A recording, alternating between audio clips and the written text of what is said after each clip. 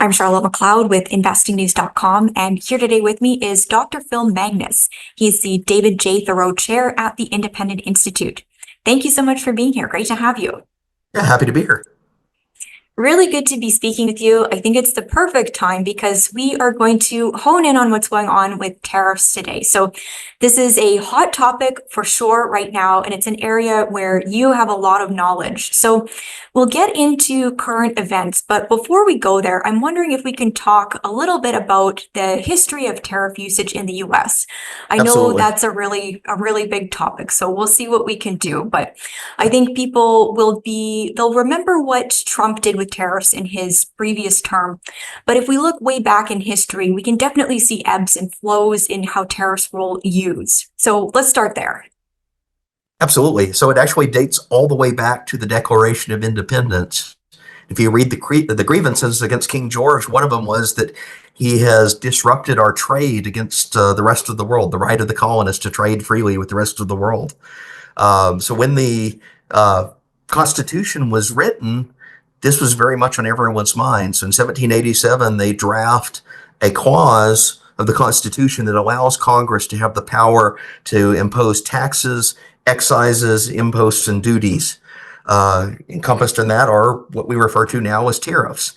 And the reason behind it, the original reason, was they needed to raise revenue for the new government, the national government. And tariffs are a relatively easy way to assess taxes because they have a single collection point at the port, at the border. And that's where all goods come through. So you assess a fee on it. But that basically created the first tax system of the United States is a tariff system. And really up until 1913, when we switch over to the income tax, tariffs are the dominant revenue source of the federal government. Okay, really interesting. And I'm wondering if you could talk a little bit more about that relationship between tariffs and government revenue and that switch over to income tax, because that feels pretty important to understand what's going on right now. Yeah, so the tariff system, it was suited for the 19th century. It raised enough revenue in most years to pay for the federal government. But it also had another problem associated with it. It attracted lobbyists and special interests who wanted favorable rates carved out for their own sector of the economy, their industry. It could be the iron or steel industry in some cases. Other places it's textiles. And it's basically every time that they revise the tariff schedule, they change the tax rates, they descend on Washington like vultures and start lobbying their local representative to give them a favorable rate that either allows them to have a greater ease at accessing raw materials, or the more common one is to penalize their competitors abroad. So if I'm a Pennsylvania iron mill or a Pennsylvania steel mill by the end of the 19th century, I want a tariff put in place against British steel. They're my competitors abroad, because then I can charge higher prices at home. And what really happened, it all comes to a head in 1909. There's a tariff schedule revision. President Taft asks Congress in his annual message, he says, I'm tasking you with revising and modernizing tariff schedule. All the lobbyists descended on Washington, D.C., and it turned into a corrupt free-for-all. So much of a backlash against it that, in fact, members of Taft's own party, the Republicans who were in control at that time, started to defect and said, maybe we need a different revenue system. And that's where the income tax amendment is born. Okay, so we've spent a little bit of time looking backward. I don't want to spend too much time on history though, Yeah. because there's so much going on today that we should also cover. So looking at today, this has been a pretty wild week in terms of Trump and the whole tariff Yes. situation. So starting with an overview of what's going on here. Does Trump want to have all these tariffs in place, or is this a negotiating tactic? I'm wondering what you think is the end game here. And that's the great mystery that I think everyone is confounded with in Washington right now, is because he keeps switching between the 2 or 3 different rationales. And we've seen this since he took office back in January. He announced he was going to do tariffs, but he wasn't really clear on why he wanted to do tariffs. Sometimes he says it's to protect and rebuild American industry. Other times he says it's to raise tax revenue to offset the deficits. And then in other cases, he says it's a negotiating tactic to try to get foreign countries to change their trade practices with the United States in some cases, but he's also ventured into other policies. Sometimes he says, I'm putting tariffs in place to penalize Mexico, for example, for immigration enforcement. Or he claims there's a drug trade coming out of Canada and he wants them to do things. But he has vacillated back and forth between these 5 or 6 different reasons. No one really understands or knows what the permanent end game is supposed to be. And what we saw earlier this week is just great market uncertainty, because even up until the minute that he rolled out the rates, no one quite knew what the tariff rates were supposed to be. They didn't know if he was going to go big, go modest, and just try to walk it back as a negotiating tactic. Excuse me there.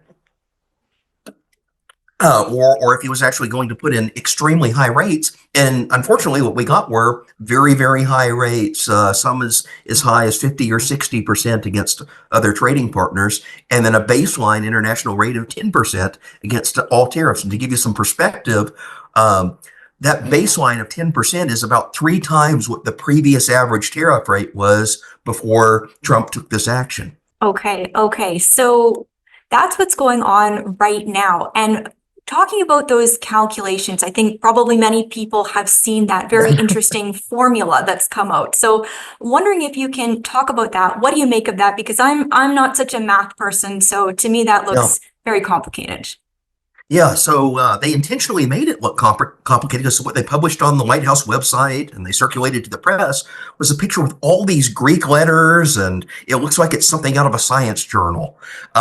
Some economists do use this type of formal expression, mathematical expression, but I liken it to dressed up alchemy, even.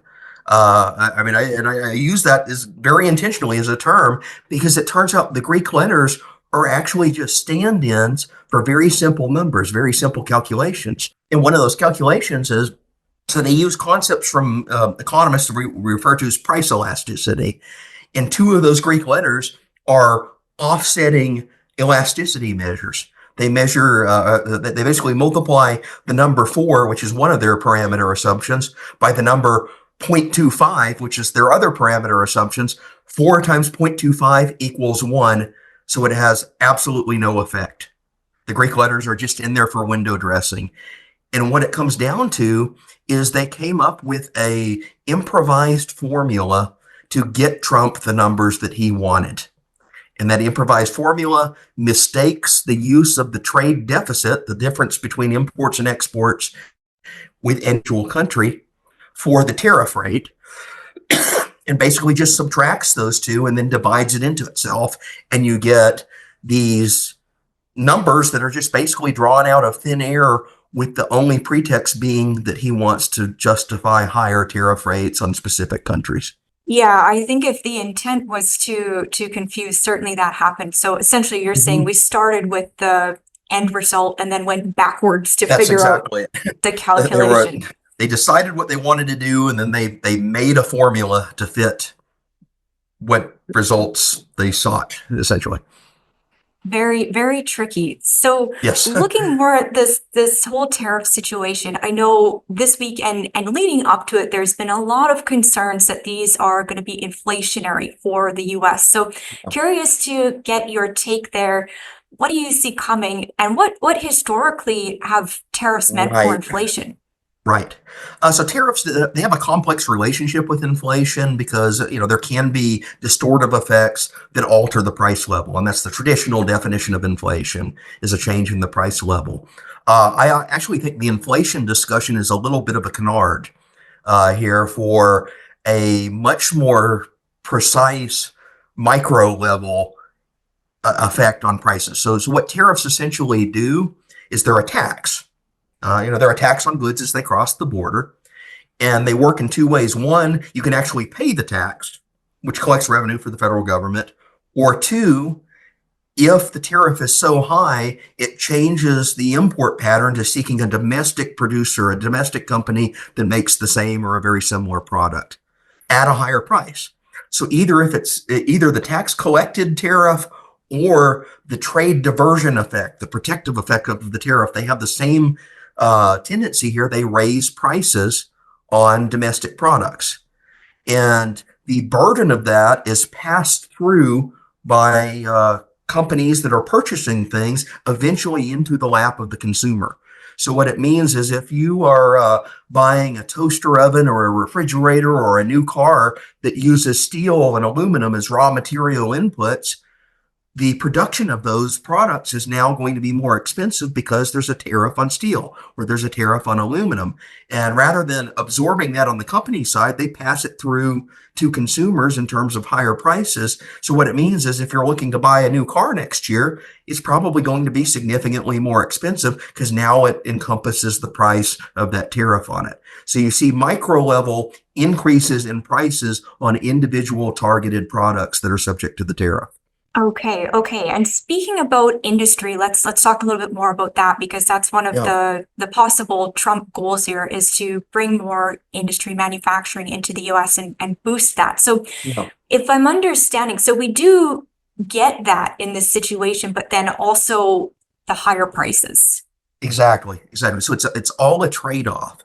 And this is the model he used in his first term. So remember, in 2018, he put tariffs in place on steel.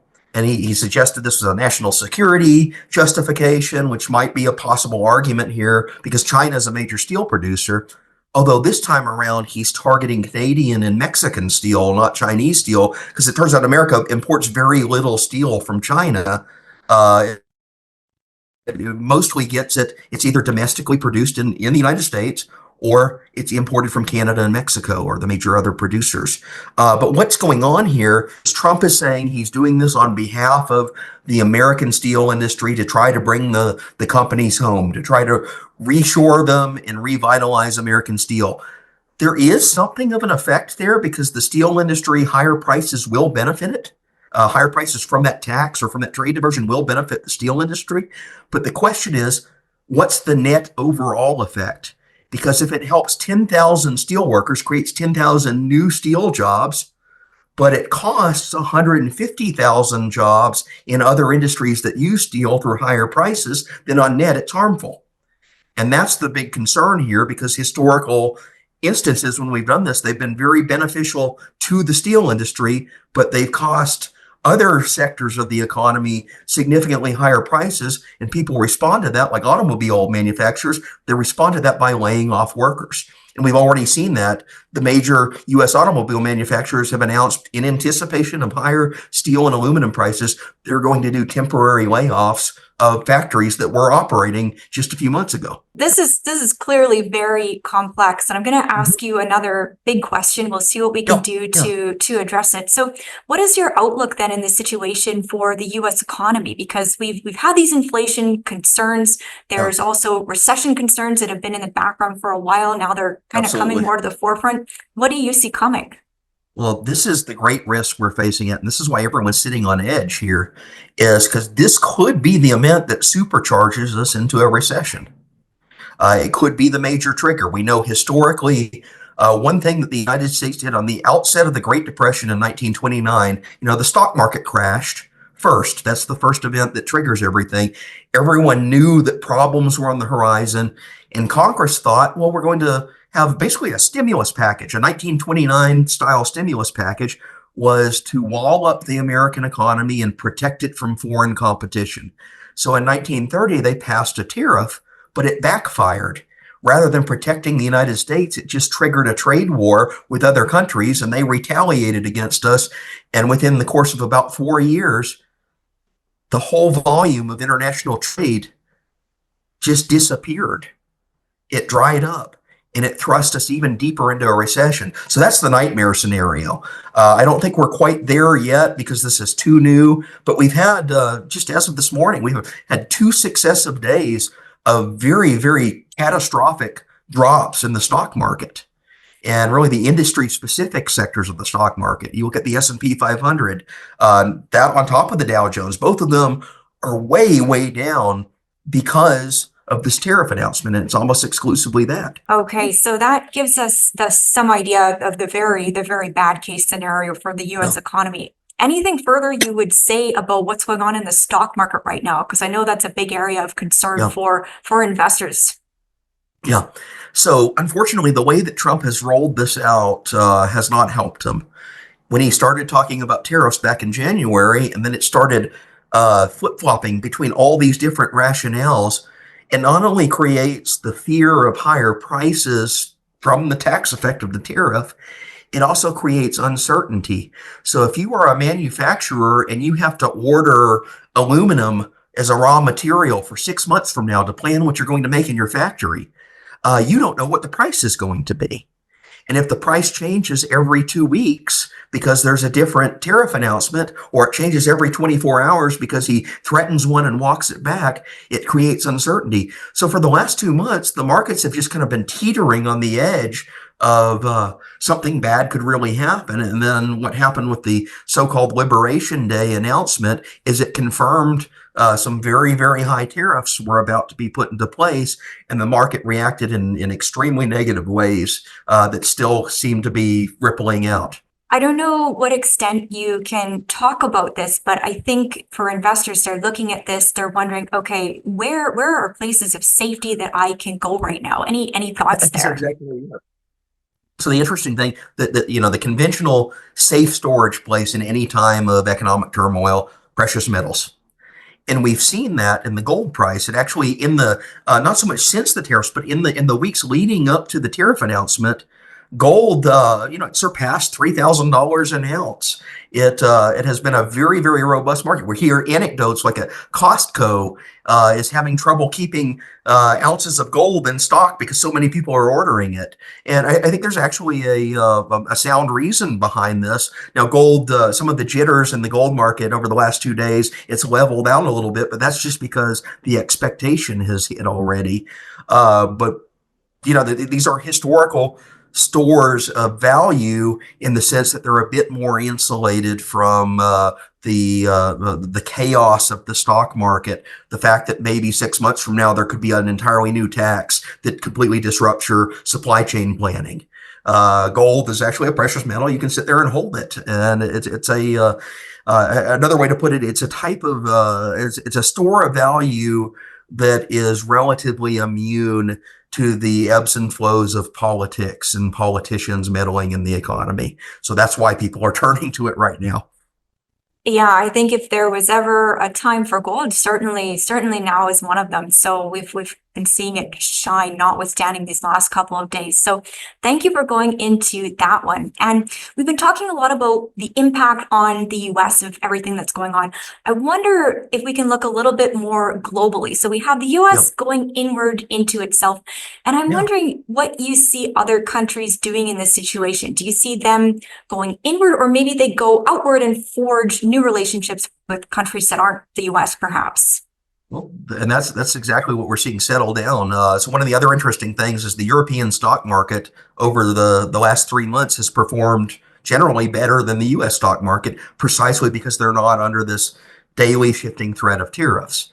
The question is, what do countries do in response to the fact that they just had maybe a 50 or 60% tax slapped on them by Trump's order?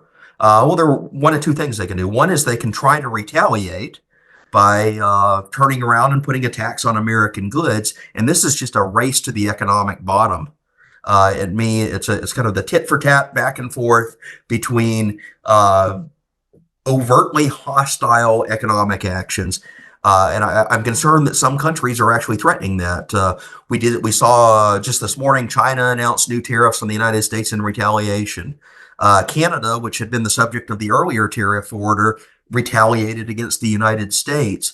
And I see this as a no-win game for both countries involved. What it means is they're basically putting their own economies on the line for a political battle, and that political battle essentially erodes away. Now, the other thing you can do is accept the fact that, yes, the United States is maybe behaving badly in the international arena, but look for other outlets for your markets. And there's been some discussion, like one proposal I've seen floated, and I actually like this. I think it would be a brilliant idea.